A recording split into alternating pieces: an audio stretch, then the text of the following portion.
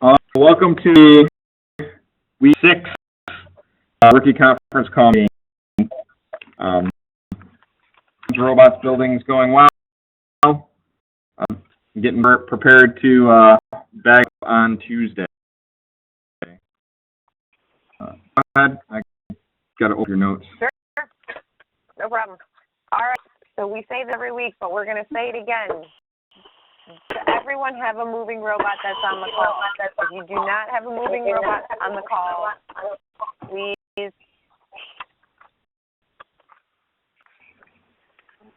Moving robot and a climbing robot, so I'm good.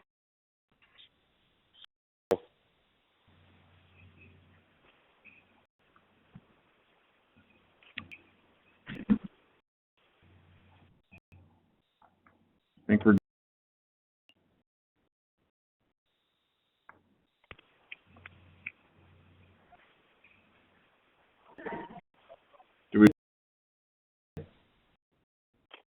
Maybe doing something with Lucas, who knows?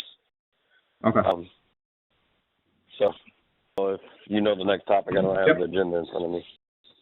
So thing is the style deadline or bag day is Tuesday, the 21st at 11:59 p.m. So this is where you take in the plastic bag. You use one of the ties that came with the bag, and someone sign off on the bag sheet, which I'm a link to that. Page, right under the checklist, where the checklist link was. It's on the main page. I'll add the notes. Yep, lockout form. Anybody that's not affiliated with your team that comes and signs the bag. Janitor here at the school do it, but we could be like a parent, somebody that says that you're put the bag at this time and down the number tag.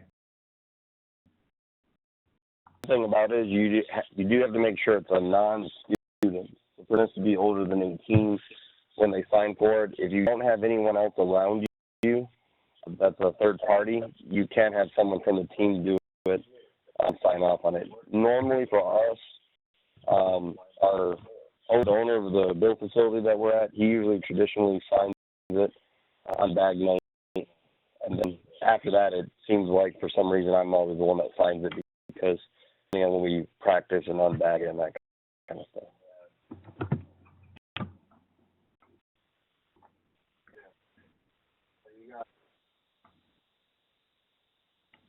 It was already in there.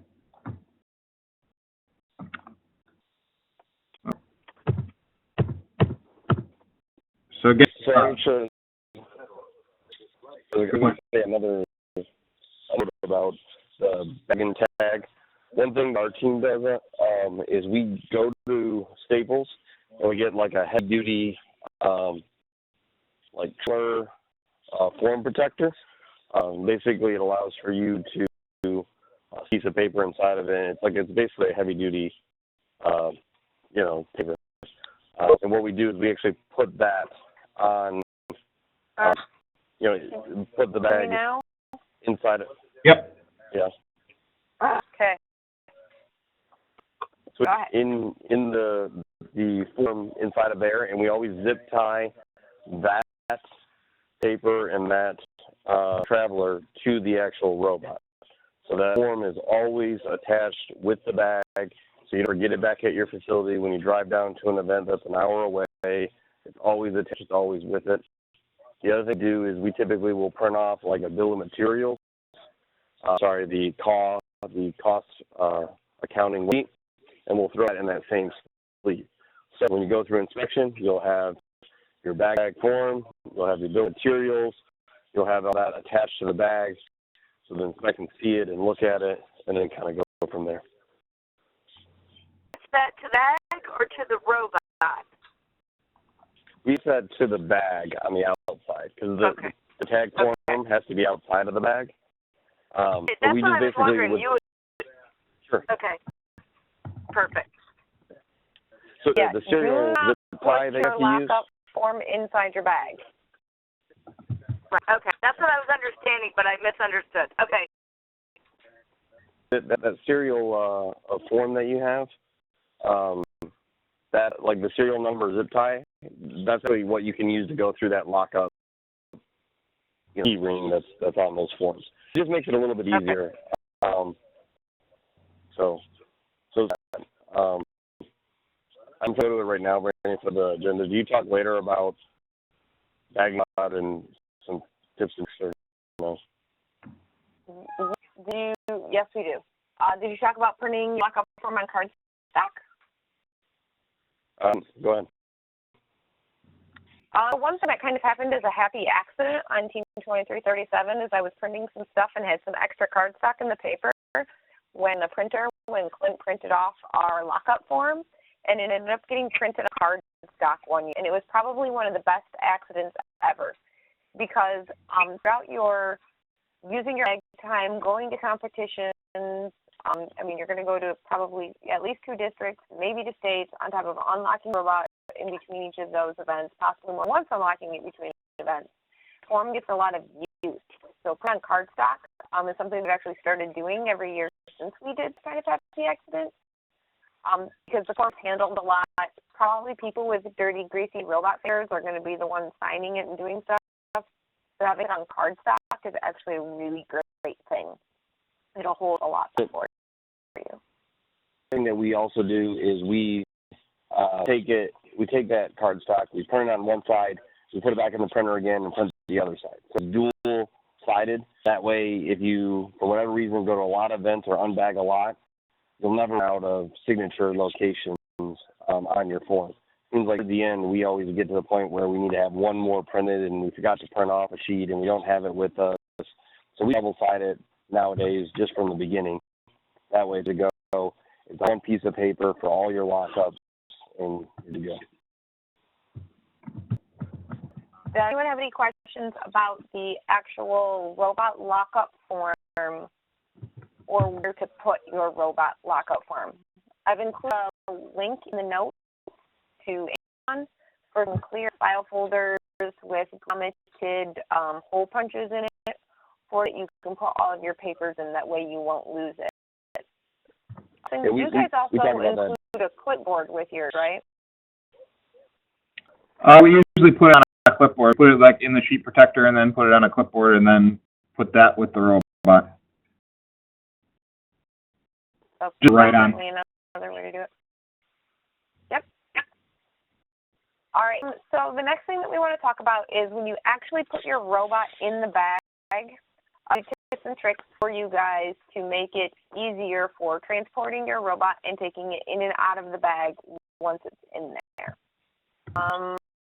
Clint, talk first about what we do, and then Jason, you can go into what you guys do. Sure. Cool. We've done the last few years is we typically will take a piece of plywood and use other pieces of 2x4s to kind of build it up so that the robot is not resting on that piece of plywood, so the wheels are off the ground. It's similar to like jack stands. When you put your robot on there, it won't roll around when you're traveling from location to location.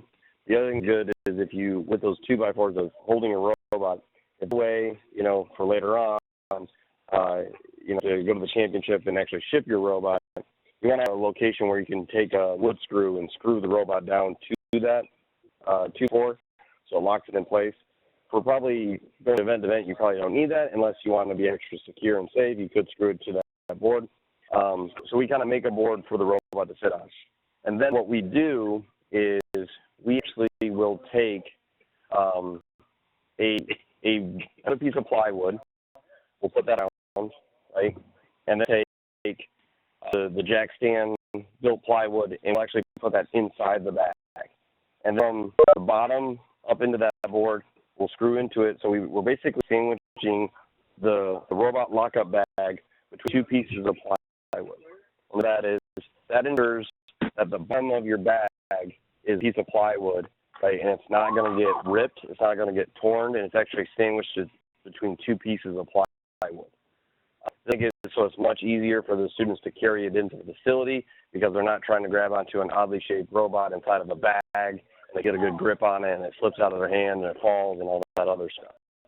So you make 2x4 kind of to, and not 2x4, 2 in there to sandwich in the bag and make things a lot easier. We even sometimes will do rope or handles so that the students can lift it. Again, remember, you have to get through doorways. So your robot is at the limits, maximum size. Doorways are anywhere from, probably 30 to 36 inches. Suggestion is that your school maybe measure all the doorways, because the worst thing that would be is to have this and you can't actually take the bag out of the room. You gotta call someone and say, hey, we gotta unbag our robot in order to get out, or we tip it on its side, and that kind of stuff.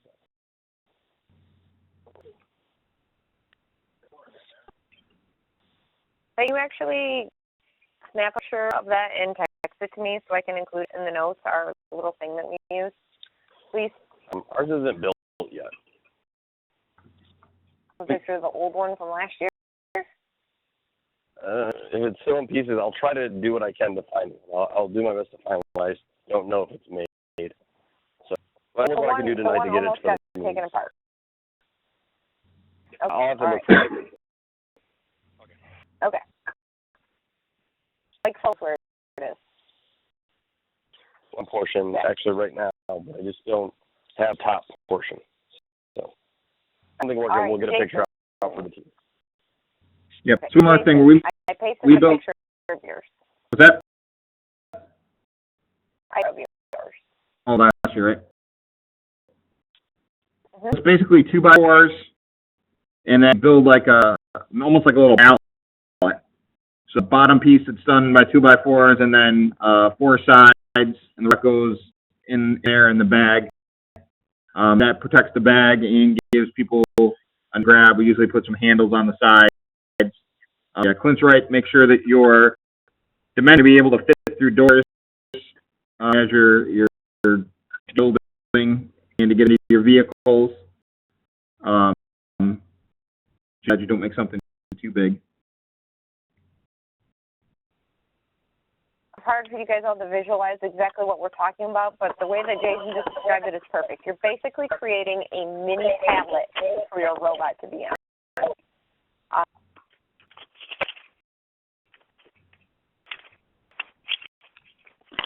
Shift around. So you're going to want to put this in the bottom of your bag first, then put your robot in, and seal your robot up, and then put all your documents on the zip tie that's holding the robot shut.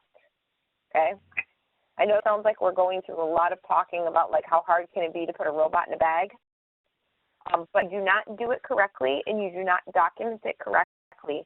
When you get to competition, they will take time away from you. They will make you sit in the pits and not let you open your robot until your time is over with. Okay? Last year there was a team that we know that didn't document something correctly, and they had to sit for like 45 minutes in the pits, and everybody else getting inspected, they got to sit there and stare at their robot still in the bag. So I don't mean to scare you with that, but you also need to realize that everything does have to be done and documented correctly. We don't want you guys missing out on time that you could be playing. So does anybody have any questions about that? We'll include pictures in the notes for you, too.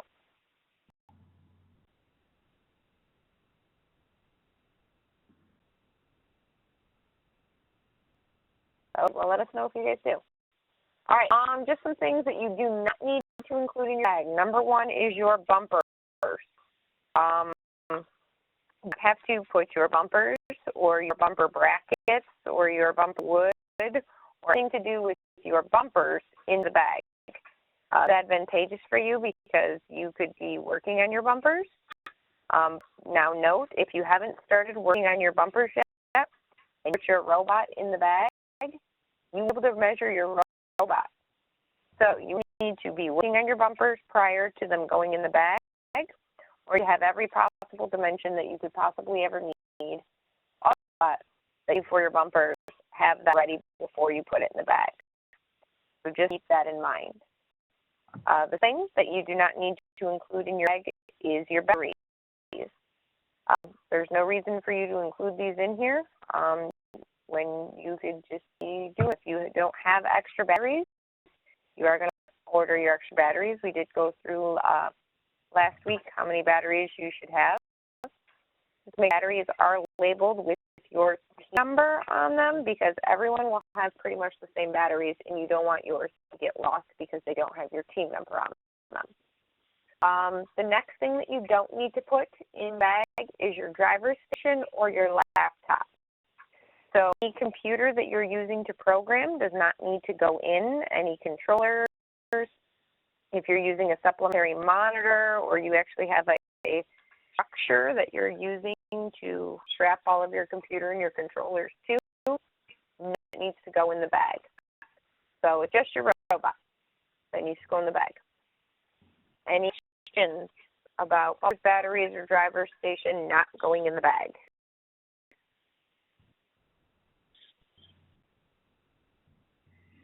Now into the tricky stuff, withholding allowance.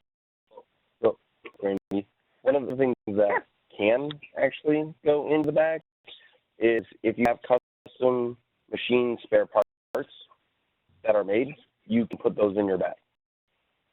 Say that you have, another intake that you built, say you have that, you could put that piece in there so that it's all finished, it's in there, it's theirs. That way it doesn't count against your holding allowance, which is the next topic we're going to talk about here.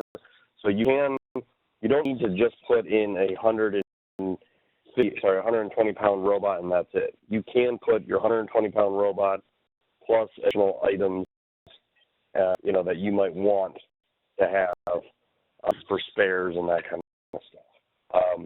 So to the withholding allowance, you're up to, let's say, withhold 30 pounds. Now, it could be let's say you didn't have enough time to finish your code or something like that, so you kept your shooter off robot, you withheld it, you kept it back to allow for you to do some more tuning and testing on it. As long as that your withholding doesn't weigh more than 30 pounds, you can withhold that. Now, this is kind of unbag time where you can unbag actual robot. Now, that 30 pound you decide to withhold. We're going to go back in detail after withholding allowance. Sure. So, once again, you'll have this time to unbag. But what you can't do with your holding allowance is you cannot change. So, your shooter weighed, 20 pounds, and intake weighed 20 pounds. So, when you bag, Tuesday, you your shooter out. And unbag it, put the shooter in and take your intake off that weighs 20 pounds. Can't do that because in total, those would be part of your withholding allowance. That would be a total of 40 pounds. So you wouldn't be allowed to do that. Any grade that you make to your robot that maybe. You can between events, but not between unbagging. You can have withholding allowance A for event 1 and then withholding allowance B for event 2, but you can't have withholding allowance A and B for event 1 and then C and D for event 2. The way to look at this is treat each event as like another stop build day.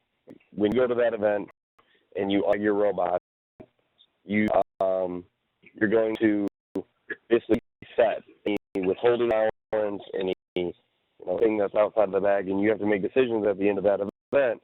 Are we going to withhold anything? Are we going to go right back in the bag the way we left it at the end of the event? That way, at our next event, we can bring in a 30-pound climber or anything else like that. So it can be for things maybe you didn't work on. So I know one team here has already said that they have a climber mechanism, which is great. For those out there that don't have a climber mechanism, you could send, between bag, the end of bag, and your person working on a design that is less than pounds that attaches to your robot when you get to your first event to allow for you to climb. Right? You can do that kind of stuff. There are a bunch of rules that tell you what you can and can't do. I don't know if anybody has any questions that we can clarify with holding on.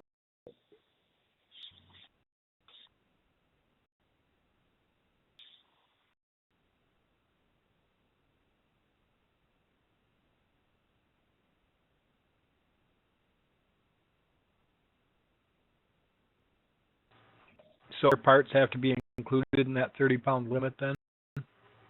So I'll go into that now. Anything that's a commercially off-the-shelf item, that does not count against your withholding allowance. However, if you were to have, let's say, a Versa, a base kit, ring gears, gear stages, motor, you need to have those in the state of unassembled. They would be unassembled, and when you get to the event, you would then have to assemble them at the event, because once assemble those, that's not considered an off-the-shelf item. It's now considered a sub-assembly, and that could count against your withholding allowance. Right? So If so you like come in we, with it unmodified disassembled, and unassembled. I 3D Modified printed and so if I 3D printed a servo mount and I want an extra one, technically that should be part of my 30-pound weight because I made it. But once again, throw that in your bag, and it won't count against you. Put them in your bag, and then it won't count. Oh. If it's a custom 3D all right, printed part, okay. that would count. The withholding allowance is basically counts as part of your spare parts. Like Okay. spare parts in terms of custom spare parts. You know, like you machine Team number. fabricated spare A team number, I thought. You got volumes up.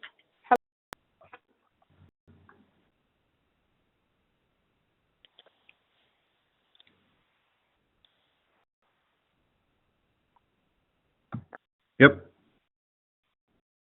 All right. I don't have any questions about the withholding allowance. This is another one of those things that you guys really need to make sure that you're taking advantage of. Or to pick up balls, let's say, and your intake is not working as well as you think it should. You before you drag your robot, decide to weigh your intake and see how well it works, and or see how much it weighs. If it weighs less than 3 pounds, you get out of the bag and continue development, continue testing, continue programming, continue everything on as long as it weighs less than 30 pounds. But the event, you just show your inspector before you unlock your bag, this is my withholding allowance, and they may ask you to weigh it. I mean, if you look at it and it's like a bag of, they're not going to be like, oh yeah, there you go. But if they think it might be close to 30 pounds, then they might ask you to weigh it. They reserve the right to do that. Your withholding allowance has to be brought in with you when you come. So you can leave a bunch of stuff in your trailer and then be like, oh yeah, let me go get my withholding allowance and go and get something, and then take something off it and take it back.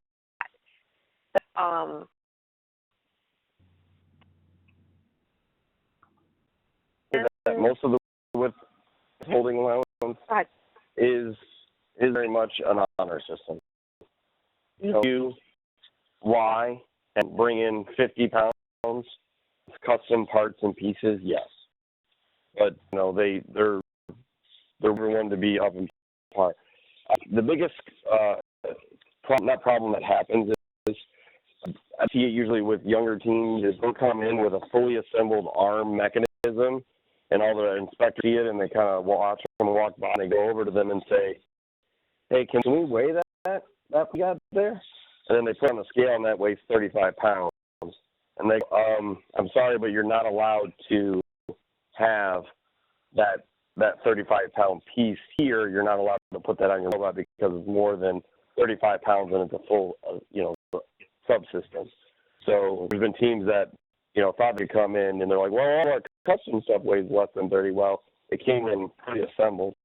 If it was disassembled, and I think I've actually seen this happen too, when it came in something like that, had to basically disassemble it. It sounds crazy, assemble it in the parking lot until they met the requirement of 30 pounds to bring it.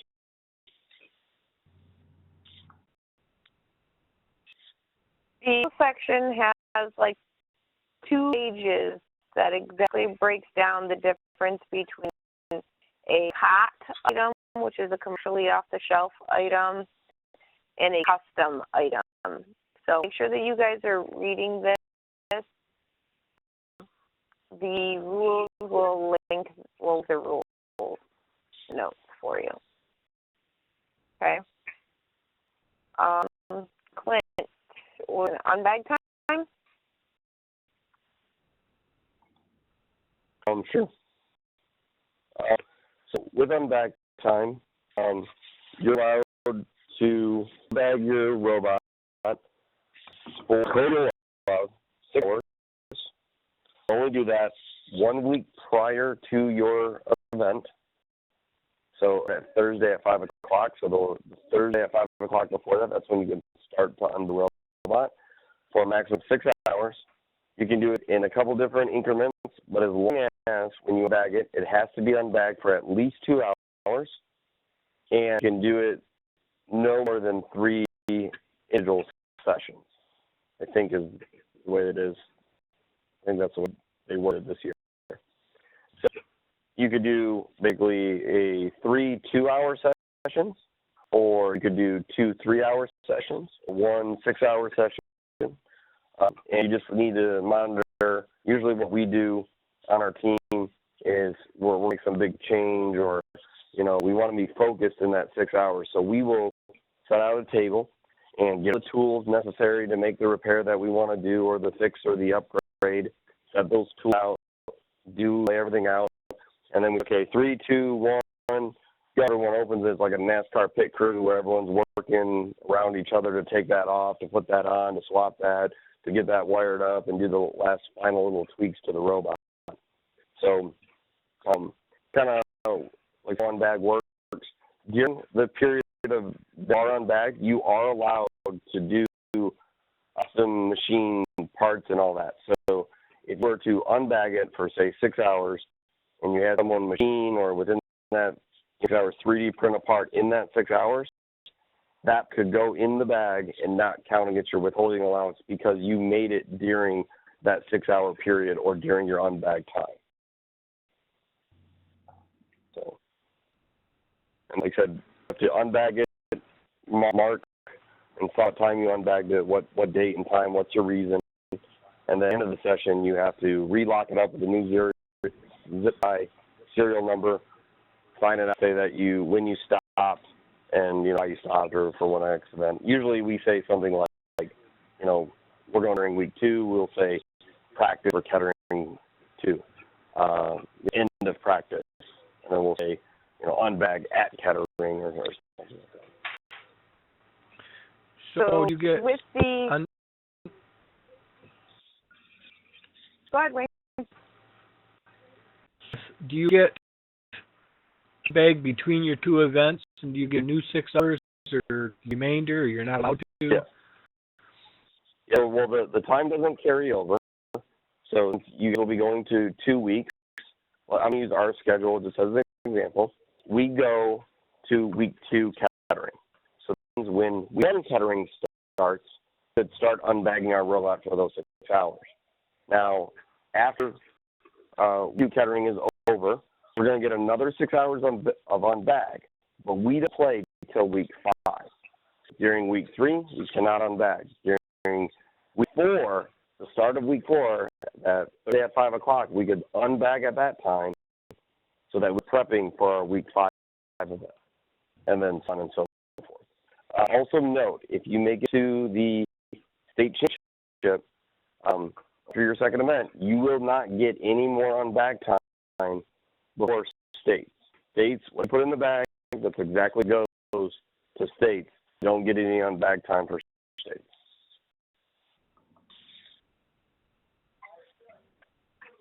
Any on bag time for states is that you have, Thursday at States to work on your robot.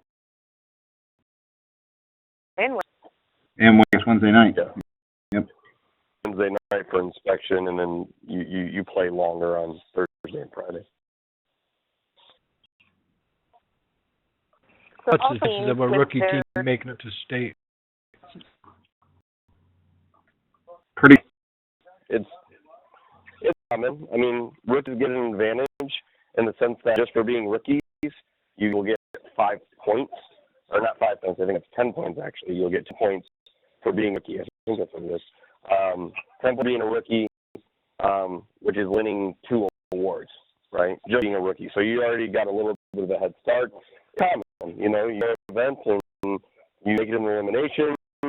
You make it to the finals or the semifinals, you get a couple points, you win a rookie award, you get all these things, you'll be able to make it. States is going to have 160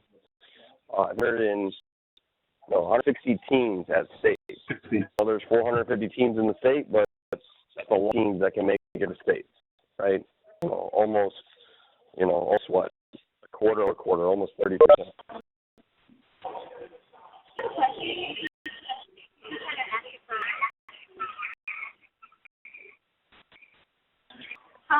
So with the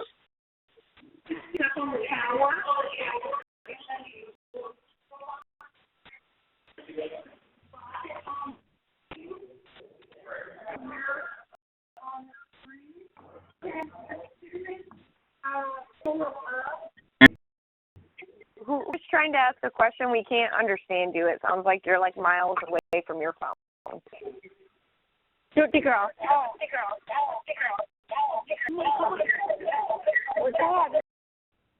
Oh, And me, it's Jason. yep. I Couldn't hear Quint through like half of his answer. Really? yeah. I hear him the whole time. Okay, I don't know if it's just my computer. I think someone was just trying to ask a question. It was like echoing like 17 times. Reverbing. So Yeah. Mad beats.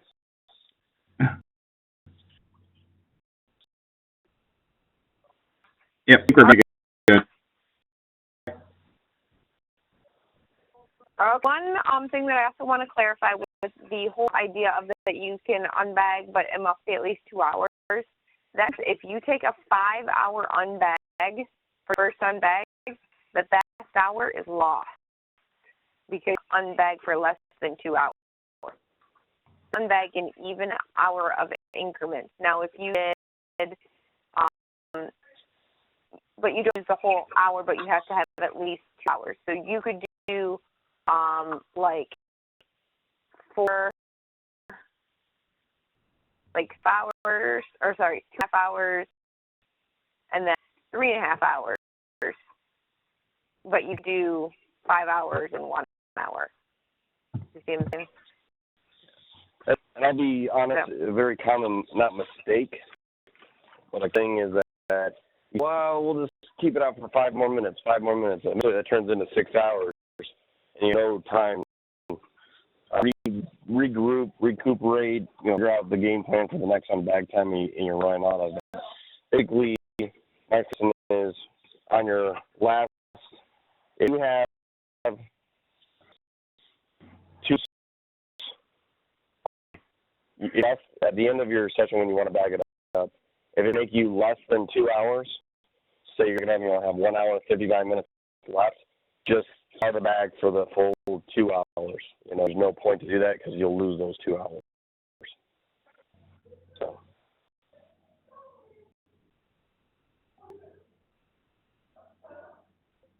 Anybody have any questions on unbag time?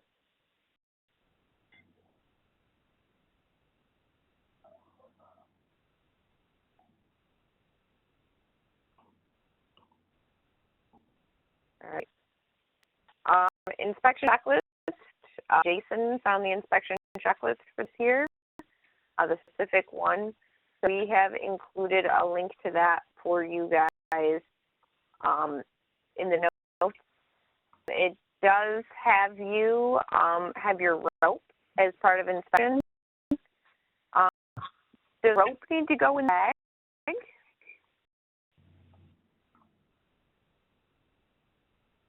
That should be included. Is not a part of the robot. Your robot property. But it's not 20 part of the ropes if list you that want. I'm reading in the inspection manual. It is not in the list of things that do not need to be included in the bag. It's the robot lockup form, not the robot and rope lockup form. So you gotta put the rope in the bag. You do not. Okay. If Seth tells you that, you can tell him I said that you too.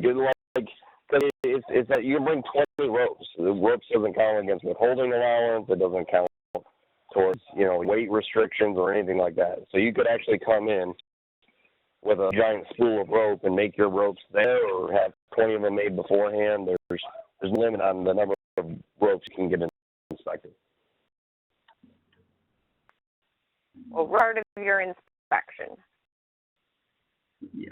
Checklist. Wayne found a issue and brought it to my attention, and they've been the last team update. Was line 2 talked about in the inspection checklist that I sent out. It's the position being within your bumper zone. Actually, it's supposed to be your frame perimeter. Those out in the notes say frame perimeter. So change it on the website. Okay. Sure that everyone doesn't get confused with that. So it's your perimeter boundary that the robot must stay within for configuration.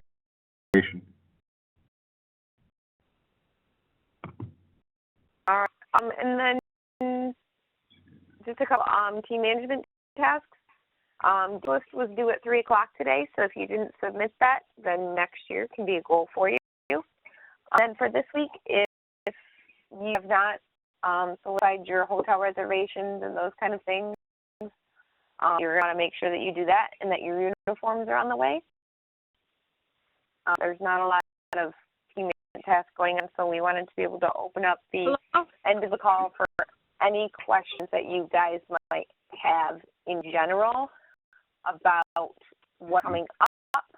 I'm doing another call in between now and when the first week of competition starts, so that you can all be prepared for competition. Hey, Brianna, Does anyone? I have a quick question. You called in. Okay. We're at Romeo, so we have this is the rookie team. Then Carson.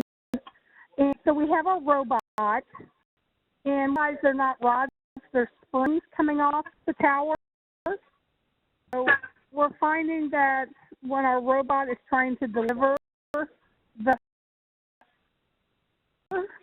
to the spring, that it's real bouncy. Is it okay that our here on the tower starts to lift it up to help stabilize, or to be stabilized on the spring before it can be lifted?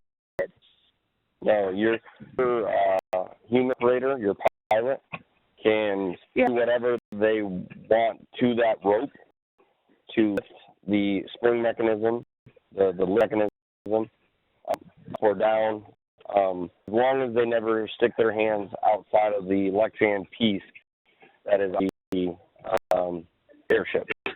So as soon as it's in the robot, the pilot can start lifting up on it. You do want to be careful, because even with the gear on the end of the spring, when the pilot lifts it, that's going up, and the weight of the spring, or the weight of the gear on the tip of the spring can cause the gear to come off. It's definitely that people should think about. The thing, right. If you can get it further back on that spring, the better. If you, kind of, right. And the other thing that, just from, go on. Right, to lift it up higher, though, for our robot to deliver it at a higher level than when it's completely down. Yeah, they could lift the spring up so Yeah, they can. I'd be cautious on it. I mean, to answer your question, yes, they can.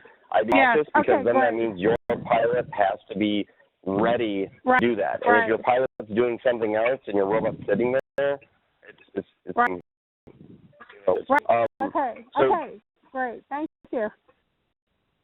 The other thing with the when we're hanging on the ring, based on the design of the bumpers, if it's on the tip of the spring, you can take the bumpers, drive it a gear if it's on the spring, and shove it further back before your pilot even starts to lift it. So you can actually use your bumpers to keep it back on the spring. You don't need to make something super. One of the things that our team has been practicing is before the driver leaves the gear, they make sure that the gear is all the way back before they take it. Okay. Great. Thank you so much. That's a great help. Thank you all very much. Yep. Kind of on the line, and I just wanted to ask, do you guys have like a caution checklist for these guys yet, so that when everything's done on Tuesday, they can start thinking about that? This week, everything that they should be prepping for their pits. We were robot carts. We went through tools. We went through all that last week. Okay. All right, cool. And I guess I just want to say one thing, and that is the toolkit link, because there's other things that they can look at if they don't have you guys to reference right away, but stuff to do at tournaments, what they can do, and there's some information there. So if we can get the Rush toolkit for them, that would be awesome. Linked it in the first and second call, but it definitely would not hurt to run in again. Because the kit is awesome and has like everything you could possibly ever need in it. Well, once they bag that rosebud on Tuesday, they don't want sleep or anything like that. They're going to want and crave more. Right. Through robot withdrawals, everyone's going to be like twitching and being like, "Where's the robots? Have robots?" Where does he come from? Do we have any other questions on the call?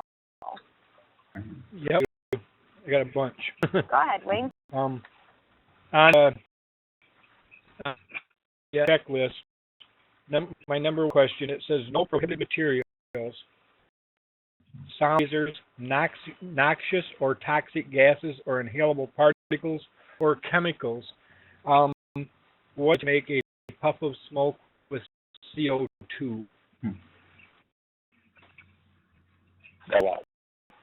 Yeah. Not be it? Nope.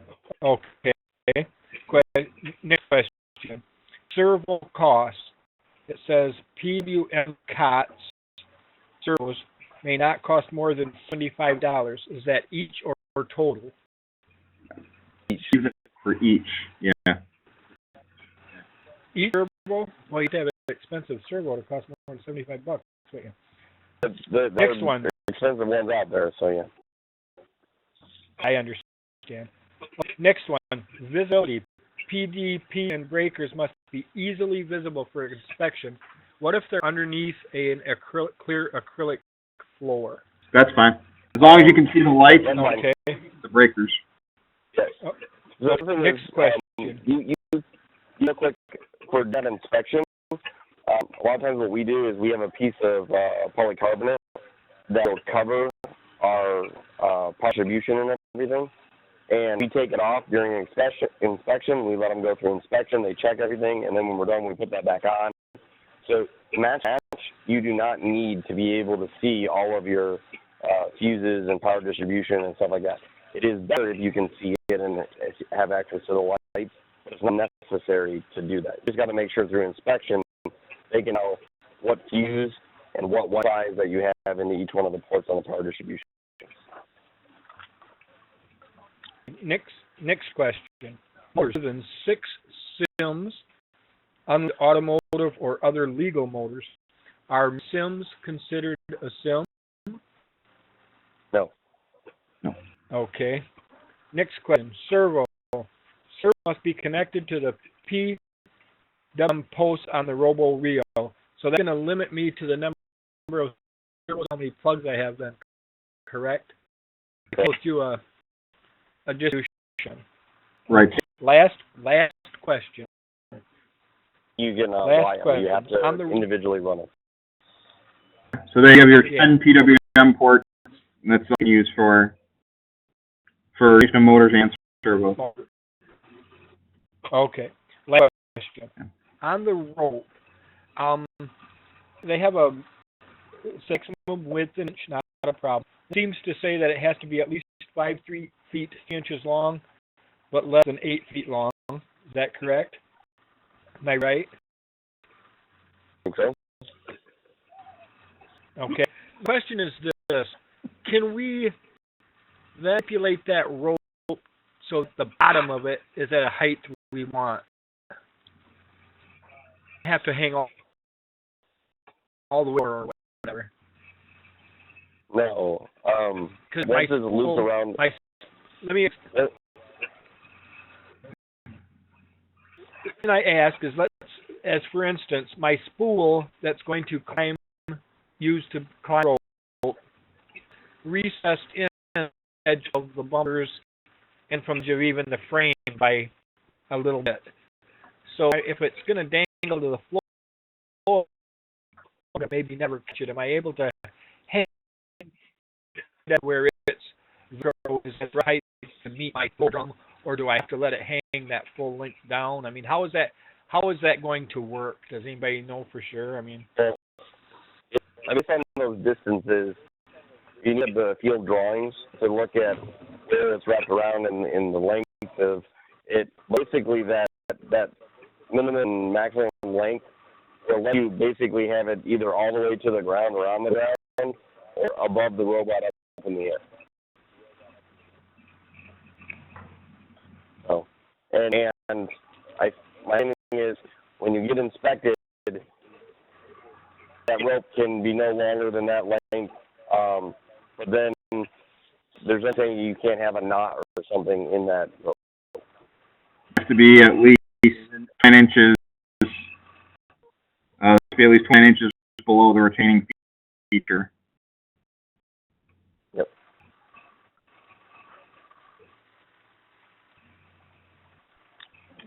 so you have to roll that knot up. Well, like I said, like I said, you need to just, based on the dimensions in the working, or not the working drawing, but the field drawings, as the divot, wraps around and how high that is off the ground. So if you look at your rope and simulate that, you can see where 5 foot, once it goes around the divot and then comes down, where that rope will be relative to the floor. And what length your rope. Well, you can size your rope to be at the right height you need if you do that. Okay, drawings I'm looking at shows the rope go to the floor, 4 to 10 inches. You're saying it can have an angle only 3 feet down. That's a simulation. I mean, just because on the picture, it does not have to touch the ground. There's ways to make it where it does not have to touch the ground, and you the specifications of rope inspection and your minimum and maximum length of the rope. Okay. So the bottom of it hangs 14 inches from the ground. It's yeah, minimal. As long as you follow all the rules. The original rope meets the maximum. So I typically have a bunch of extra up above the touch tail. You have to read the rules, man. I want to do a judgment call on this rule because there's a lot of nuances about the rope and what's legal and what's not legal. And I don't tell you that's okay, and then you go to an event and some inspector that checks your rope says it's not okay. You just have to, come through those rules and ensure that you have an understanding of what those rules are, so that when you go through inspection, you or your students can explain why the rope is legal and the way you built it and designed it and used it.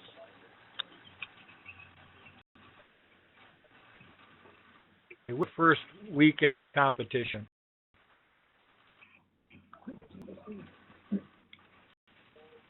First in March. First weekend of March.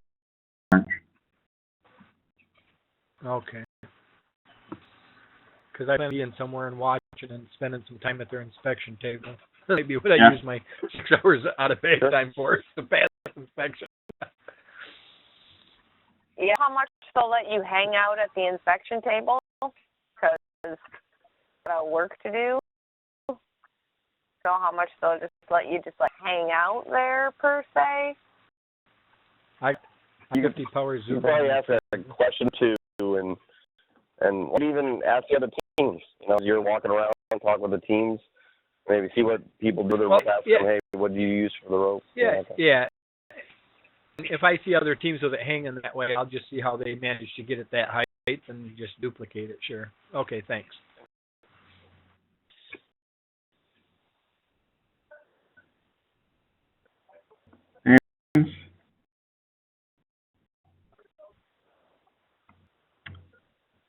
Did check in with me when I called in. Second. I don't know if Wayne did or not. I can wait. 344. All right. Got it. Anybody?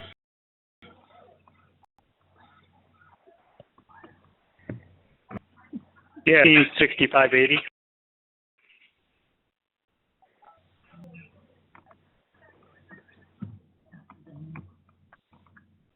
What?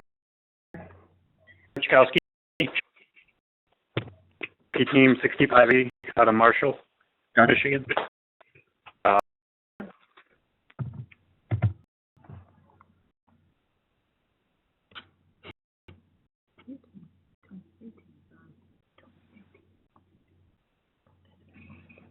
Can I ask him off the Sure. how is it for nobody from the school to come? Not one teacher, not one principal, not nobody. It's very common. This is Kyle speaking again from Team 27. I'm with Jason. And we go to every tournament. I've been doing this for 21 years, and very, very rarely does anyone show up. Okay, I felt bad, but now I don't. Thanks. I feel bad. Our superintendent periodically will show up, but, you know, they're at basketball events and they're at wrestling events, other events, and so Yeah. yet to come to one of ours. So don't feel bad. We also travel far away, so it's more difficult, but Well, don't feel bad. yeah, so are we. Yeah. All right, I got it. One thing that, Wayne, one thing to combat that Team 2337 does, is we actually like type up formal invitations that have all of our events and where they're at and the times that they're at, and we send them to every curriculum director, so like math curriculum director, science, the science math teachers at the high school and at the middle schools. They go out to our Board of Education. It gets the announcements in our school district to get people to come out.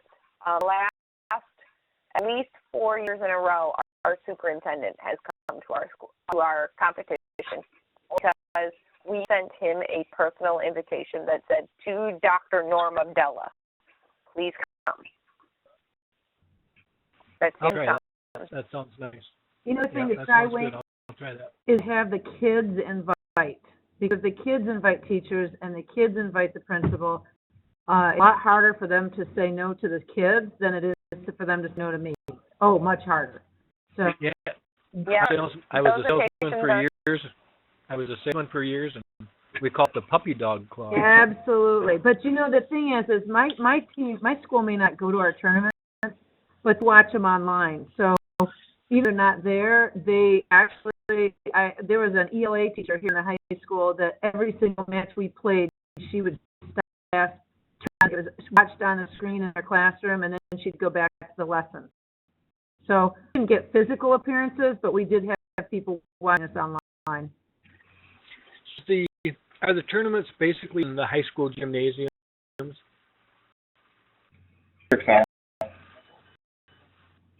Kettering is in the gymnasium of a college. Yeah, I have a drone, which I know they won't let me fly there, obviously. It'd be against the law anyway. But I'm wondering if I'll be able to talk them into letting me purchase it somewhere. Because there's a full camera on it. I mean, it's an incredible video, and I'm hoping they'll let me press it somewhere and video the whole thing. We'll see. The only difference with that than a regular camera, right? You set it out someplace and you're... Hopefully, it just looks more entertaining because it is a drone. I won't have any propellers on it, obviously. I hope no one takes But it. yeah, hopefully. That's why I want to prop it somewhere, like maybe on a basketball hoop. You know what I mean? If they'll let me do that ahead of time or something. I'm gonna ask Thursday night. You can guarantee I'll be asking. All they can say is no, right? Yep. Well, events have cameras that they put up that they broadcast and record the entire thing, too. And we'll have access to that when it's done. On YouTube, you should be able to... It's 4 screens going at the same time. Watch tournaments from all over the United States as well as Michigan. It's fun to watch and have as many screens as you can have going on your computer at once and just go from one tournament to the next. It's cool. You learn a lot by watching.